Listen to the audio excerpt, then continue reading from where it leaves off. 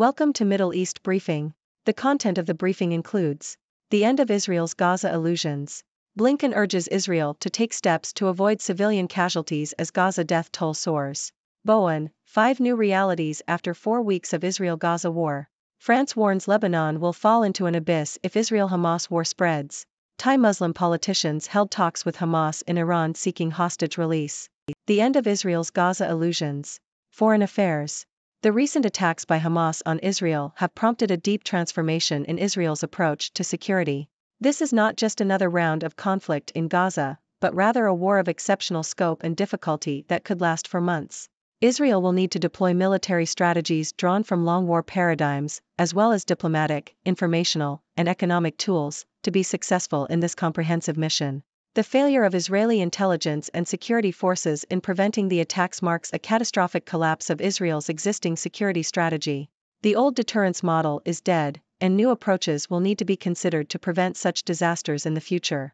Israel's political and security leadership will need to be held accountable for these failures. In addition to the war in Gaza, Israel also faces threats from armed groups backed by Iran in Iraq, Lebanon, Syria, and Yemen, as well as within the Palestinian population in the West Bank. Israel will need to address these broader threats and create a new and effective security paradigm in the aftermath of the conflict in Gaza. This will require a long and difficult healing process, as well as a commitment to transforming Israel's approach to security. Blinken urges Israel to take steps to avoid civilian casualties as Gaza death toll soars. South China Morning Post. U.S. Secretary of State Antony Blinken has called on Israel to protect civilians in Gaza as the death toll continues to rise. Israeli forces continue to bombard Gaza from the ground, sea, and air as they fight Hamas militants in close-quarter combat. Blinken confirmed that Israel has a right to protect itself from Hamas attacks, but emphasized the importance of protecting civilians caught in the crossfire. The Israeli military has encircled Gaza City as it attempts to eliminate Hamas, which controls the area. Washington is seeking temporary and local pauses in fighting to allow aid into Gaza and to allow hostages taken by Hamas to leave. Food, fuel, water, and medicine are running out in Gaza, and thousands of people have fled their homes to avoid the relentless bombing. Gaza health authorities have reported a death toll of at least 9,227, with many of the dead being women and children. The Israeli military has claimed that Hamas killed 1,400 people, mostly civilians, and took more than 240 hostages in an attack on southern Israel. Bowen, 5 new realities after 4 weeks of Israel-Gaza war. BBC. The conflict between Israelis and Palestinians is still unfolding, and the full story is yet to emerge. However, there are several things that are certain. Israelis support the military campaign against Hamas and its partner, Islamic Jihad, due to the attacks and the hostages held in Gaza. The assault on Hamas has caused significant bloodshed, with a high number of Palestinian casualties. Israel's actions have raised concerns of disproportionate attacks and potential war crimes. The U.S. administration has publicly called on Israel to observe the laws of war, suggesting that they believe Israel is not doing so. Israeli Prime Minister Benjamin Netanyahu is under pressure and has been criticized for his handling of the situation. The old status quo has been shattered, and it is clear that the conflict cannot be resolved militarily. The only chance for peace is the establishment of a Palestinian state alongside Israel, but this will not be possible with the current leaders on either side. If this war does not lead to a breakthrough and the acceptance of a two-state solution, the conflict will continue to escalate and future generations will suffer. France warns Lebanon will fall into an abyss if Israel-Hamas war spreads. RFI. France has warned that the UN peacekeeping mission in Lebanon, UNIFIL, should not be put in an impossible situation by escalating violence between Israel and Hezbollah. The country has been attempting to use its historical ties to Lebanon to reduce tensions between the two sides, but violence has recently intensified. France has around 700 soldiers as part of UNIFIL. Defense Minister Sébastien Lecornu said all of Lebanon's leaders needed to understand the risk of conflict, warning that a war in the country would have far-reaching consequences for the Middle East. Thai Muslim politicians held talks with Hamas in Iran seeking hostage release. South China Morning Post. Politicians from Thailand's Muslim minority have held talks with Hamas in an effort to secure the release of around a dozen Thai hostages held by the Palestinian Islamist group in Israeli-besieged Gaza, a former lawmaker said on Friday. At least 23 Thai nationals were among more than 240 people taken captive by Hamas militants when they burst out of Gaza on October 7 and went on a killing and kidnapping spree through southwestern Israeli communities. Israel's Russia ties under strain as it fights Iran proxies in Syria. South China Morning Post. Israel has increased strikes against Iran-backed militias in Syria, without warning Russia in advance. The change has further soured relations between Israel and Russia, and there are fears that Syria could become a new front in the Israel-Gaza war. The US and regional allies are trying to contain the conflict. Tensions are already high on Israel's border with Lebanon, where Hezbollah is based, and there is daily fire between them and the Israeli military. Fuel is being added to a tinderbox that was already beginning to ignite, said Geir Peterson, the UN Special Envoy for Syria. Since Russia intervened in Syria in 2015, it has coordinated with Israel to ensure their forces do not clash or mistakenly fire on each other.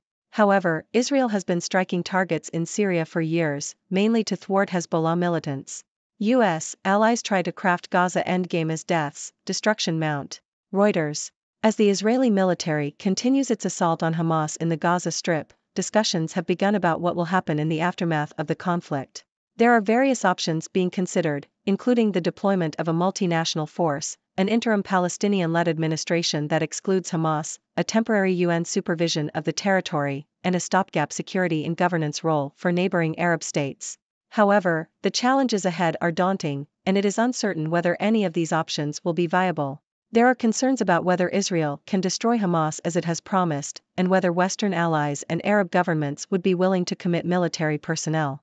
The Palestinian Authority may also be unable or unwilling to take control, and any governing structure that is put in place would have to overcome the impression that it is beholden to Israel. Furthermore, even if Hamas is toppled, it will be difficult to eradicate pro-militant sentiment from the Gaza population, raising the threat of new attacks. There is an increasing realization that massive amounts of international aid will be needed to rebuild Gaza, but this will be nearly impossible to secure while Hamas is still in charge. Pirates, emperors, and the Middle East axis of evil. Al Jazeera.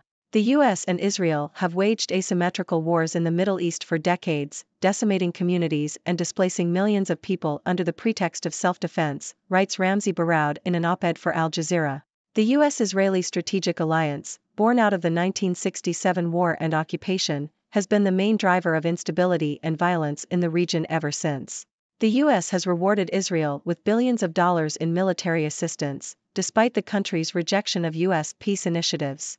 The US and Israel present their fight as one for democracy and freedom against totalitarianism and terrorism, but their righteousness is neither honest nor true, says Baroud. Covering Gaza, dehumanization of an entire population. Al Jazeera opinion. British media coverage of the Israeli-Palestinian conflict has long been criticized for being biased towards Israel. Research has shown that Israeli narratives and viewpoints dominate the coverage, silencing and dehumanizing the Palestinians. This bias has been particularly apparent in the recent coverage of the ongoing conflict in Gaza, with little mention of the decades of Israeli oppression and military occupation of the Palestinians. The British media's unquestioning acceptance of Israeli claims and their failure to challenge hate speech directed at Palestinians has also been noted. The biased coverage not only harms the Palestinians but also damages the reputation of British media organizations, with many Arab and Muslim audiences turning to alternative sources such as Al Jazeera for more accurate reporting. The BBC in particular has faced criticism for its coverage, with some of its own journalists expressing their disappointment and anger. Blinken to push Netanyahu to protect Gaza as IDF warns time is up. The Independent. U.S. Secretary of State Antony Blinken has arrived in Israel for discussions with Prime Minister Benjamin Netanyahu on how to protect civilians in Gaza. Blinken's visit comes as the situation in Gaza continues to deteriorate, with shortages of food, fuel, water, and medicine, and widespread destruction of buildings. Israeli forces have surrounded Gaza City, and Israeli military chief of staff Herzi Halevi said they were fighting in a built-up, dense, complex area. The death toll in Gaza has risen to 9,061, according to the Hamas-led health ministry, with thousands more injured. Meanwhile, the United Nations human rights chief has said that Israeli airstrikes on refugee camps in Gaza could be war crimes. In an effort to alleviate the situation, Egypt has opened the Rafah crossing to allow foreign nationals to leave Gaza. Hundreds of people have gathered at the crossing, hoping to escape the violence. Ladies and gentlemen, I am Dr. Six, your resident observer from the 6 Degrees world, here to bring you the latest news from around the globe. Today, we're diving into the Israel-Gaza conflict and its far-reaching implications. So, fasten your seatbelts and get ready for a wild ride. First off, we have the end of Israel's Gaza illusions. The recent attacks by Hamas have forced Israel to rethink its security strategies. The old deterrence model is dead, and new approaches must be considered to prevent future disasters. Israel is not just facing conflict in Gaza but also threats from armed groups backed by Iran in various regions. This comprehensive mission will require a long and difficult healing process and a commitment to transforming Israel's approach to security. In other words, it's a whole new ball game, folks. Next, we have U.S. Secretary of State Antony Blinken urging Israel to protect civilians in Gaza as the death toll continues to rise. While Israel has the right to protect itself, it's crucial to avoid civilian casualties. The situation in Gaza is dire, with food, fuel, water, and medicine running out. Thousands have fled their homes to escape the relentless bombing. It's a humanitarian crisis that demands immediate attention. Let's hope Israel takes heed of Blinken's words and finds a way to protect innocent lives caught in the crossfire. Meanwhile, the conflict between Israelis and Palestinians is shattering the old status quo. The assault on Hamas has caused significant bloodshed, raising concerns of disproportionate attacks and potential war crimes. The U.S. administration has called on Israel to observe the laws of war, signaling their belief that Israel may not be doing so. Prime Minister Benjamin Netanyahu is under pressure and has been criticized for his handling of the situation. It's clear that the conflict cannot be resolved militarily, and the only chance for peace lies in the establishment of a Palestinian state alongside Israel. But with current leaders on both sides, that seems like a distant dream. It's time for new voices to step up and pave the way for a brighter future. Moving on, France has warned that Lebanon could fall into an abyss if the Israel-Hamas war spreads. The UN peacekeeping mission in Lebanon, UNIFIL, must not be put in an impossible situation. France, with its historical ties to Lebanon, is trying to reduce tensions, but violence has been escalating. The consequences of a war in Lebanon would be far-reaching, affecting the entire Middle East. It's a delicate situation that demands careful handling. In a surprising turn of events, politicians from Thailand's Muslim minority have held talks with Hamas to secure the release of Thai hostages held by the Palestinian group in Gaza. The hostages were taken captive during an attack on Israeli communities. The involvement of Thai politicians adds a new dimension to the conflict and highlights the global impact of the Israel-Gaza war. Speaking of global impact, Israel's increased strikes against Iran-backed militias in Syria have strained its ties with Russia. The tensions between Israel and Russia have raised fears that Syria could become another front in the Israel-Gaza war. With daily fire on Israel's border with Lebanon, the situation is a ticking time bomb. As the UN Special Envoy for Syria puts it, fuel is being added to an already igniting tinderbox. It's a precarious situation that demands immediate de-escalation efforts. Looking ahead, discussions about the aftermath of the conflict in Gaza have begun. Various options are on the table, from a multinational force to an interim Palestinian-led administration. However, the challenges are daunting, and it's unclear which option will be viable. There are concerns about Israel's ability to destroy Hamas and whether Western allies and Arab governments would commit military personnel. The Palestinian Authority may also be unable or unwilling to take control. Rebuilding Gaza will require massive international aid, but that's nearly impossible to secure with Hamas still in charge. It's a complex puzzle with no easy solutions. Now, let's talk about something that has been a thorn in the side of the Israel-Gaza conflict for decades: media bias. British media coverage of the conflict has long been criticized for being biased towards Israel, silencing and dehumanizing the Palestinians. The recent coverage of the ongoing conflict in Gaza has been no different, with little mention of Israeli oppression and military occupation. This biased coverage not only harms the Palestinians but also damages the reputation of British media organizations. It's high time for a more balanced and accurate portrayal of the conflict. Last but not least, we have an op-ed highlighting the US-Israeli strategic alliance and its role in the instability and violence in the Middle East.